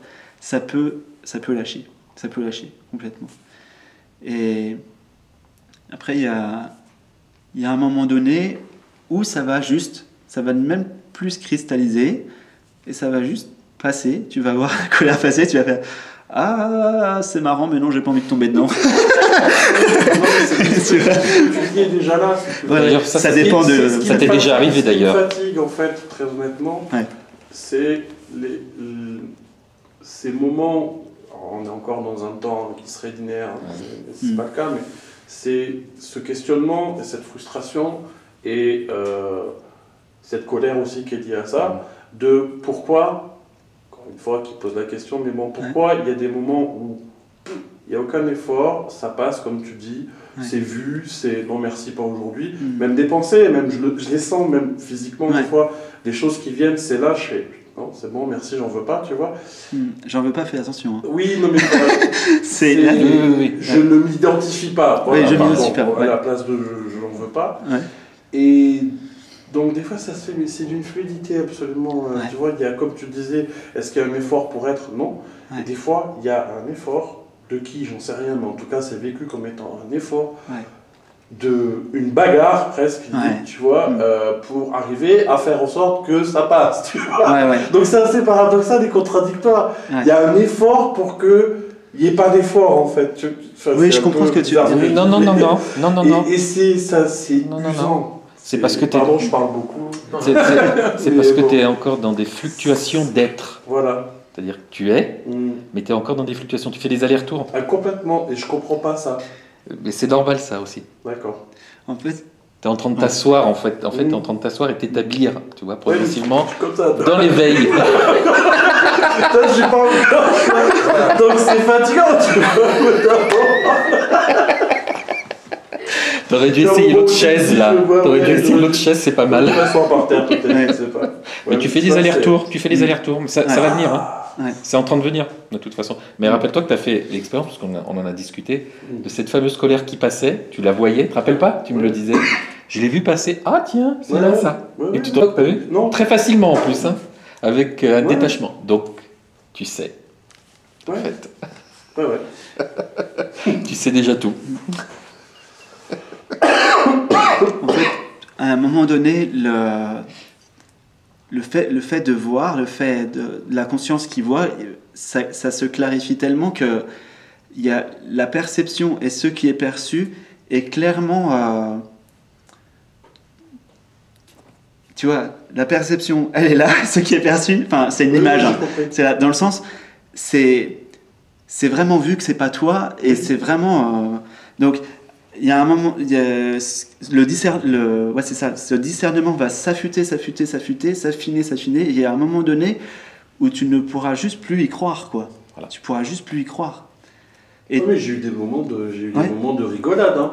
Quand je voyais ça arriver, ça me faisait rire parce que Ouais. comment j'ai On en a pu me parlé faire déjà. choper par ça et le lendemain, boum, allez, vas-y. ouais, Donc c'est un peu frustrant quand même. Tu vois, Ouais. des fois, tu te dis, donc tu Ouais. vois, ouais, Mais c'est voilà. déjà vécu. Donc, Oui, oui. à partir du moment où Ouais. c'est vécu, c'est là. en fait, Ça restera, ça partira jamais. ouais, exactement. Et la conscience ne laisse rien passer. Enfin, je veux dire, la conscience ne se laisse plus aveugler par rien. Même la poussière d'insatisfaction de quoi que ce soit, elle est tout de suite vue et elle tombe. Vous voyez, ça peut pas, Non. ça n'a pas lieu Ça d'être. n'adhère pas, ça glisse. Ouais. Ça peut plus. Donc même ça, si tu le sens, va voir direct. Par exemple, un jour où on est un peu plus fatigué, la fatigue, souvent, l'ego, il s'en sert un peu là. Donc, tu es fatigué, par exemple, là, j'ai pas beaucoup dormi. Et donc, je sens dans mon corps, il y a des trucs, hein, enfin, dans mon corps, dans le corps, il y a des trucs, et donc, il y a des petites tensions. Et c'est vu que c'est juste des objets qui apparaissent dans le champ de conscience, mais c'est pas du tout identifié comme étant moi, en fait. On s'imagine que l'éveil, c'est la libération du ressentir, parce que Bouddha dit c'est la fin de la souffrance. C'est vrai, c'est la fin de la souffrance. Oui. Il n'y a plus de souffrance. Il n'y a plus de souffrance parce qu'on est libéré de l'idée de la mort, on est libéré de l'idée de l'accomplissement d'une histoire personnelle qui n'arrivera jamais, parce que de moi personnel ne sera jamais accompli. Hein. C'est évident, il y a des multimilliardaires qui se suicident, donc, ou des champions, multi-champions olympiques qui sont pas heureux. Donc s'il y avait un accomplissement ici, ça se saurait, quoi, depuis le temps. Voilà. Donc l'idée, c'est vraiment... Enfin, c'est pas une idée. L'invitation, c'est vraiment de se rendre compte que il y a cette conscience qui est là, et il y a tout ce qui est perçu, et tout ce qui est perçu n'adhère pas, ou plutôt est à sa place, tu vois, est à sa place. Et il n'y a pas de problème. En fait, c'est cool. Et même la dualité, il n'y a pas de problème, tu vois. Même les choses qui nous paraissaient avant vraiment difficiles à porter et tout, il n'y a pas de problème. Il n'y a pas de problème avec le ressentir. Voilà. La souffrance est résolue, il y a encore un ressentir. Il y a même des grands sages, beaucoup de grands sages qui ont eu des choses très graves, enfin très graves entre guillemets, mais des cancers et tout ça. Beaucoup même. Beaucoup. Ouais. Ils n'avaient pas de problème avec le ressentir. Vous regardez Ramana Maharshi ou d'autres, ils ont le sourire aux lèvres alors qu'ils ont une tumeur énorme dans le bras. Parce que la perception, elle est quelque part. Et voilà, il y a un détachement. Ce qui ne veut pas dire que, que des fois, parce qu'on pourrait poser la question, oui, mais Jésus, pourquoi il a dit éloigne de moi cette coupe avant la crucifixion, ou d'autres trucs, ou pourquoi m'as-tu abandonné quand il était sur la croix, tout ça. Peut-être, j'en sais rien, parce que je conceptualise pas, mais peut-être que dans des situations de souffrance extrême, il pourrait y avoir un petit quand même, j'aimerais bien quand même passer à autre chose, mais bon. Mais pour autant, on sait ce qu'on est. On sait ce qu'on est. Toujours. Et ça c'est jamais perdu. Ça peut pas. Tu peux pas perdre ce que tu es. Oui. C'est pour ça que c'est c'est impossible. La conscience, c'est tellement précieux parce que parce que ça, on pourra jamais vous le prendre, on pourra jamais vous le voler, on pourra jamais. Ça peut pas être perdu, ça peut pas être tué, ça peut pas être ça veut rien dire brûlé, ça peut pas être. Donc c'est pour ça que c'est essentiel. Je suis pas revenu à Paris depuis cette réalisation, et quand j'étais, je me suis pas posé la question, mais quand j'étais dans le métro, je voyais toute cette agitation, parce que ici quand même ça bouge plus que là où je vis, et c'était marrant parce que je voyais tout ça, et c'est comme si ça mettait en relief encore plus l'immobilité. Et donc je fermais les yeux et je me disais, ouais, c'est toujours là, quoi. C'est génial. C'est génial. Ne fluctue pas. Ça ne fluctue pas, malgré il pourrait y avoir. Et puis c'était hier ou ce matin, mais il y a eu un moment où il y a eu des gros, on était compressés. Et tout ça, c'était pour l'ego. Il y avait plein de gens qui gueulaient un peu d'ailleurs. Pour l'ego, ça peut être mal vécu, ça. Et je voyais, c'était vraiment la plénitude, quoi. Donc en fait, je me rends compte que ça change rien, quoi. Quel que soit ce qui arrive. Et puis, même en camp de concentration. L'autre jour, j'ai vu une vidéo de Sad Prem. Vous connaissez peut-être Sad Prem? C'est quelqu'un qui partageait. Je ne sais pas s'il est encore dans son corps, Sad Prem. Et ben, avec mère et tout ça. Et ben, Sad Prem, il était en camp de concentration. Ouais. Et il dit, de là où je suis, avec cette conscience-là, même en camp de concentration, ça ne changerait rien. Parce que il y a des identifications entre la perception et ce qui est vu, ce qui est.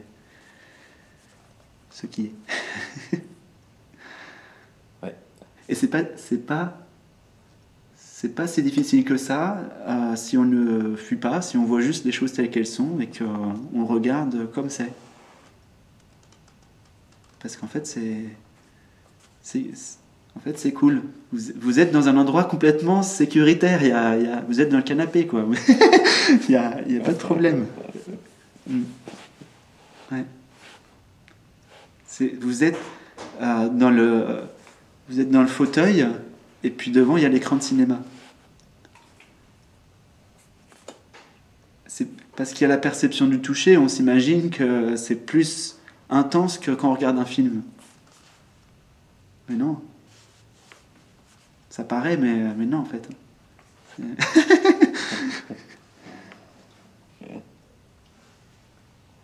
Vous n'êtes pas dans le film avec tous les problèmes du film.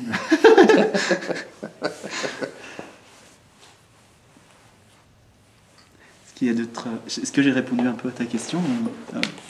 Complètement. Merci, Pierre.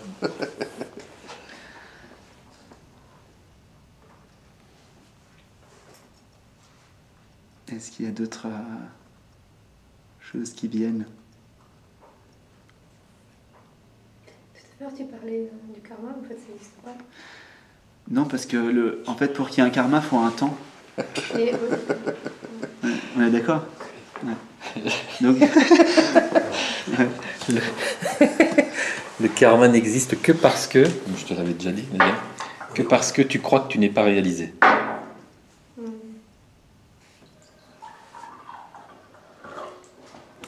Quand tu es consciente d'être, pure conscience, où aurait sa place là-dedans, d'être la pure conscience, la place d'un karma, ça n'a pas de sens, quoi. Voilà. Donc ça n'existe que pour ça. Entre guillemets, ça existe. Parce que c'est une illusion, en fait. Mais il a un but. Bien sûr. C'est de te rappeler justement que tu es au-delà. Voilà. Ouais.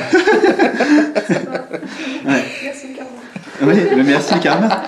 Merci la vie, merci l'incarnation. Et même merci. Ouais. Bah, tout peut servir d'outil, de toute façon. Ouais. Mais ce ne sont que des outils. Même merci la souffrance. Ouais. Sans aller la chercher. Hein. Mais il n'y a pas besoin d'aller chercher la souffrance. Mais la souffrance qui se présente est là pour pointer vers là où il n'y a pas de souffrance. En fait, la souffrance met en relief là où en vous il n'y a pas de souffrance. C'est fait pour, en fait, tout ça. Tout comme la dualité met en relief l'unité. Donc le chemin, la plupart du temps, parce que des fois il y a des éveils spontanés, mais la plupart du temps, on passe d'une étape où il y a relation, peu comme, voilà, un peu comme une relation amoureuse, hein, parce que c'est une voie d'amour, hein, c'est vraiment l'amour qui guide, et peu importe la voie que vous utilisez, peu importe le chemin que vous utilisez, ce sera toujours le courant d'amour qui se fait spontanément pour atteindre cette unité, atteindre entre guillemets. Au début, on commence dans une voie où il y a une relation, c'est-à-dire que sujet-objet, je médite sur quelque chose, ou je chante telle chose envers quelque chose, envers l'univers ou envers un truc. Et puis, jusqu'à arriver à fusion. Donc il y a besoin de la dualité pour arriver à l'unité. Il y a besoin de la relation pour arriver à la fusion, en fait. Je sais pas si c'est très... Ce que je veux dire, c'est que c'est l'amour qui fait ça, en fait. Il n'y a pas de... C'est l'amour qui va faire l'union. Tu vois ? Et finalement, on a... Pour l'ego, ça fait un peu bizarre, mais on n'a pas le choix de grand-chose. Parce que ce chemin d'amour-là, c'est quelque chose de un peu spontané, quelque part. C'est le courant de la vie qui s'exprime et l'union est au bout de toute façon. Tu vois, c'est certain. Ça, il n'y a aucun doute. Gérald disait hier, dans les Écritures, Krishna dit « Quel que soit votre chemin, immanquablement, vous parviendrez à moi. » Donc, ça ne peut pas être autrement. Bah oui. Immanquablement. Ça ne peut pas être autrement. Quelle que soit la voie qu'on emprunte, même d'ailleurs, dans les textes, il est dit même si votre voie c'est la flagellation, immanquablement vous passez par moi de toute façon. Ça ne peut pas être autrement. C'est obligatoire parce que si vous regardez ce que vous voulez, on veut tous le bonheur absolu, hein, le bonheur, la plénitude. Et on veut un bonheur constant et on veut un bonheur qui soit toujours renouvelé. Non, on ne se lasse pas. Parce qu'un bonheur constant qui est toujours le même, on finirait par s'en lasser. Donc ça doit toujours le renouveler. Et ça, c'est exactement ce qu'on est en fait. C'est ce qu'on est déjà. Et donc on va expérimenter plein de choses et tout ça jusqu'à trouver le truc qui est justement le bonheur constant et qui est tout le temps renouvelé, tout le temps le même. Enfin, le même est renouvelé en même temps. Là, c'est pas évident à définir. Mais qui est stable, en tout cas. Ouais, il fluctue pas. Ouais. C'est permanent.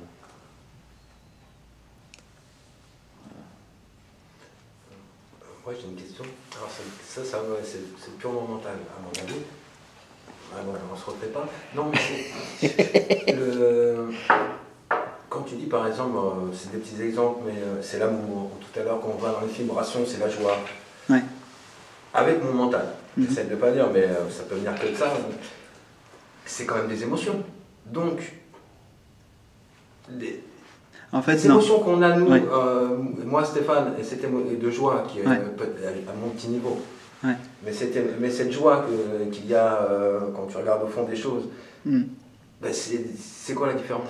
En fait, c'est pas une émotion. Mais qui est adapté au mien. Alors dans ce cas, c'est pas de la joie. Si, mais en fait, c'est un sentiment. C'est un mot qu'on dit, mais c'est pas de la joie, c'est autre chose. Ah, c'est important de clarifier ça parce que. L'amour aussi, quand on dit l'amour universel. C'est de l'amour ou c'est. Non, exactement. C'est pas l'amour humain. Et c'est pas la joie humaine. Je parle pas, là, quand je dis. C'est très important de le préciser. Oui, non, mais c'est ça, parce que souvent ça revient. Ouais. Je comprends un peu. Donc, c'est important d'en parler. C'est très important de voir ça. Ouais. En fait, la joie, l'amour et tout ça, c'est ce qu'on est fondamentalement. Comment je le sais? Eh ben, c'est simple, vous regardez des petits. N'importe quels petits animaux, quasiment, hein, des petits canards, même des petits enfants, en fait. Vous voulez jouer, en fait. Vous avez peut-être oublié, hein, mais on veut jouer. Les enfants veulent jouer. La conscience joue à se découvrir, à se découvrir elle-même à travers elle-même, c'est-à-dire à travers ce monde. Donc c'est un jeu. Dans jeu, jouer, il y a aussi joie, on pourrait dire. Donc c'est cette joie de se redécouvrir, mais c'est pas une joie, comme je disais tout à l'heure, émotion, ça veut dire ex movere. La joie, c'est pas une joie qui vous met en dehors de vous. Et en méditation, des fois, sans rien faire, c'est-à-dire que c'est une joie sans objet, ce dont je parle. Vous faites rien. Le mental se calme. Vous sentez la paix. Ça, c'est le process classique en méditation. De cette paix, il y a un sentiment de libération. Je suis libéré de mes pensées. Je suis libéré de mes émotions. De cette libération, il y a de la joie. Ça, c'est spontané. Et la conscience, en Inde, on dit, elle est Satchitananda. Elle est être, conscience d'être, parce que être, ça suffit pas. Il faut conscience d'être. Vous savez que vous êtes. Et il y a joie dans cette conscience d'être. Ouais, c'est la félicité. C'est voilà, Ananda. Et c'est cette joie dont je parle. Et là, on le sait. Et on le sait, mais alors, on ne peut pas en douter, quoi. Quand on sent cette joie qui est là, on sait que c'est nous. En fait. Enfin, que c'est nous. Que ça coule de la source. Que ça coule de source, en fait. C'est ça. Et c'est de là qu'on agit une fois l'éveil, en fait. Une fois le basculement. Comme je disais à Gérald hier, avant de faire des conférences, où par exemple il y a beaucoup de textes qui viennent spontanément, avant de faire des conférences, je sens que ça commence à pousser. Là, quand je parle, c'est vraiment pas Pierre qui parle, c'est vraiment ça pousse, et c'est cette joie, c'est cet amour, mais en fait qui n'est pas l'amour humain, qui est cette unité qui s'exprime et qui parle. Et on peut agir à partir de là, quoi qu'on fasse. Ça, c'est... Gérald, il me disait tout le temps, passe par le cœur, arrête de passer par la tête, arrête de méditer avec ta tête, médite avec ton cœur. Et en fait, c'est vraiment... ça, il y a vraiment une clé, quoi. Mais on comprend vraiment ça. Enfin, si on peut le comprendre, si quand même, c'est bien de le dire. On peut le comprendre. On peut comprendre. Mais c'est pas humain. C'est pas une joie dans le sens... qui résulte, genre je bois un chocolat chaud, il n'y a pas d'objet. Il n'y a pas d'objet. En fait, dans cette joie-là, il n'y a pas d'objet. Et l'amour, c'est pareil. L'amour dont je parle, c'est pas un amour avec objet. Ouais. Oui. C'est sans objet. Là, on est plutôt dans l'amour inconditionnel. Il n'y a pas de condition, il n'y a rien de tout ça. Il n'y a pas d'enjeu, il n'y a pas de calcul, il n'y a pas d'attente. Oui. Voilà, tu vois, il n'y a rien de tout ça en fait. C'est spontané et c'est entre guillemets permanent. Voilà. Donc il y a la source, cette conscience qui ne fluctue pas, et de la source, il y a tous les torrents, on pourrait appeler ça comme ça, qui coulent, et ça se manifeste comme joie, amour, service, créativité, toutes sortes de choses, parce que c'est limitant aussi de dire la joie. C'est pas que joie, hein. Des fois ça peut être aussi une paix extraordinaire, ou enfin tu vois, on pourra... C'est une grande sérénité. Ça se renouvelle tout le temps, on peut pas dire... Le goût de la conscience change en permanence, et pourtant il y a quelque part toujours quelque chose qui est toujours pareil, mais c'est une saveur, là je dis saveur pour employer des mots bien sûr, mais qui peut pas être limitée, par des qualificatifs. C'est difficile de définir la conscience. On peut pas, c'est indifférencié, quoi. Il n'y a pas de définition en fait pour la conscience. En plus, elle est non née, donc elle ne naît pas. Il n'y a pas de processus de naissance avec la conscience. Elle est incréée, elle n'est pas créée. Elle ne s'inscrit pas dans un processus de création. Tu vois, donc c'est pas évident à expliquer. Tu vois. Alors, ça ne peut être que vécu, qu'expérimenté, qu'être accepté. Les enfants n'ont pas de souci avec ça. Les enfants n'ont pas de souci avec ça. Les enfants, pour eux, c'est déjà là, quoi. Ils acceptent tout de suite. Voilà. Ils accueillent, c'est là. Ils se posent pas de questions, quoi. Tu vois. Bon, on le dit de toute façon dans les textes. Le Christ dit à un moment donné, si vous ne vous retournez pas, c'est-à-dire se retourner intérieurement, et que vous ne vous faites pas petit enfant, vous n'entrerez pas dans le royaume de mon Père. C'est une telle clarté, c'est tellement évident qu'il faut retrouver justement cette dimension d'enfant, de pureté. Vierge. Exactement. Conscience, quoi. Alors après, des fois, l'ego, il va saisir ça pour essayer de mettre une image de l'éveillé. Exactement. Donc ça, c'est drôle. Par exemple, Exactement. On va avoir tendance à croire que parce que, je sais pas, mais des façons d'agir qui vont pas calquer avec l'idée qu'on a d'un éveillé parce que, je sais pas, imaginons je ris trop fort, ou par exemple là j'ai les jambes croisées, donc là non c'est pas bon parce qu'énergétiquement il faut avoir les deux pieds au sol, etc. Donc, enfin tu vois, tout un tas de trucs, tu vois. Et en fait c'est... Ben non, c'est pas ça. C'est juste pas ça, quoi. C'est juste pas ça du tout. L'amour et la joie peuvent prendre des formes... toutes les formes. À l'infini. Et même des formes qui ressemblent à de la colère, hein, pour faire une boucle avec ce que tu as dit. Regarde Zargadata, c'était pas un temps. Ouais, c'est ça.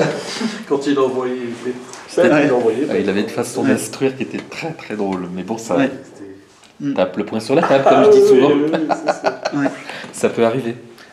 Et en même temps, avec des fois où c'était tout autre chose. Quoi. Ouais. Mais avec un tel détachement.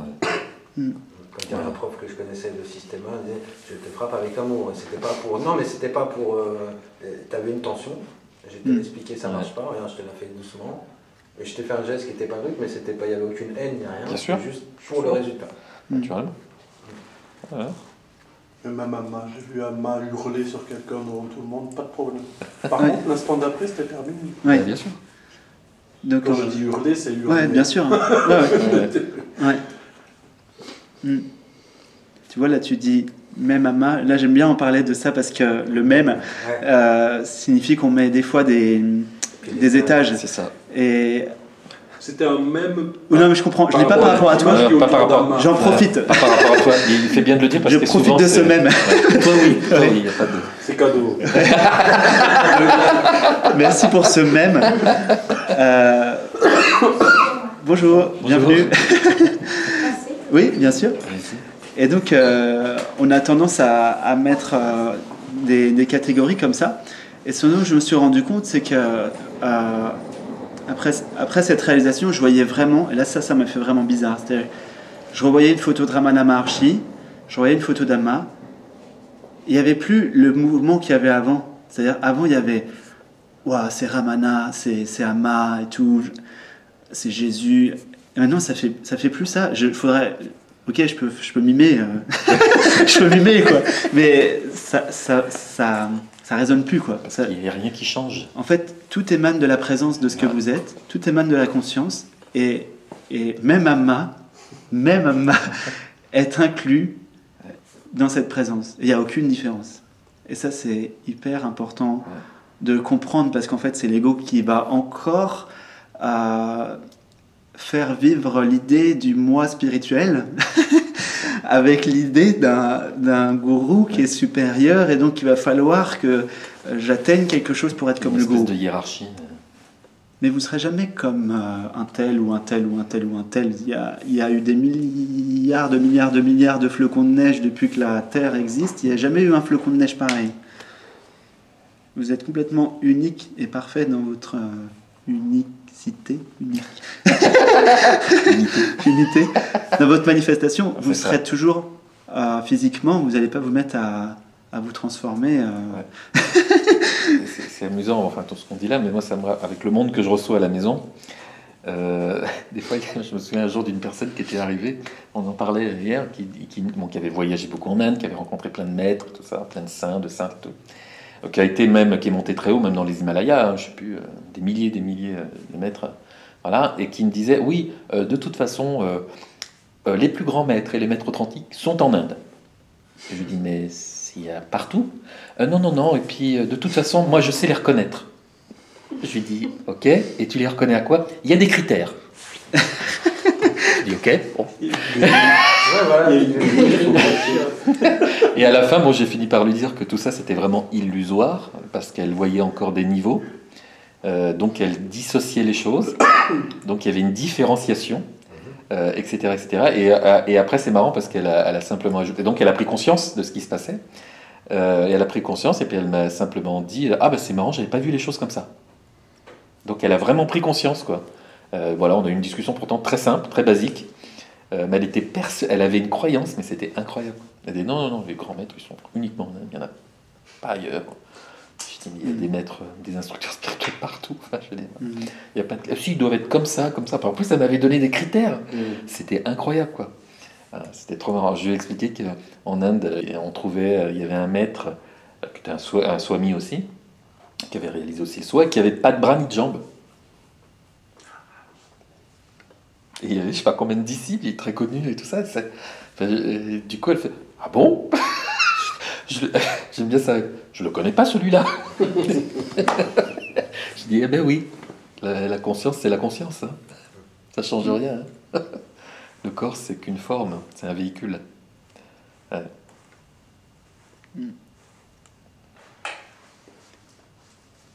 Et ils passent leur temps à nous le dire en plus. C'est ça qui est fou, quoi. Bah, Tous, hein. Amma Jésus le dit tout le temps, Amma Amma le dit tout le temps, et bien d'autres, en fait, tous. Hein. Ou Ramana, ou tout ça. Donc, voilà, accepter ça. Dans le livre qu'on a écrit, je lui avais dit première question à Gérald, comment réaliser le soi, enfin je sais plus comment j'allais tourner la question, ouais. quoi. Il m'a juste répondu on accepte. C'est ça. On accepte. Et c'est vrai en plus, c'est vrai. Et j'entendais par là, on accepte d'être le soi, maintenant. Ouais. Donc, si pratique il devait y avoir, ce serait vraiment de toujours revenir ici et maintenant et d'accepter ici et maintenant qu'on l'est déjà. Maintenant. Voilà. Parce que tant qu'on pensera que l'éveil ce sera plus tard, l'univers il fait ok, enfin la conscience fait ok, bah c'est plus tard. Voilà, c'est ça, il n'y a pas de problème. Si tu veux, il n'y a pas de souci. Il n'y a aucun problème. Tant que vous penserez Jésus il est au-dessus, ah bah Jésus il est au-dessus, pas de problème. Il n'y a pas de souci.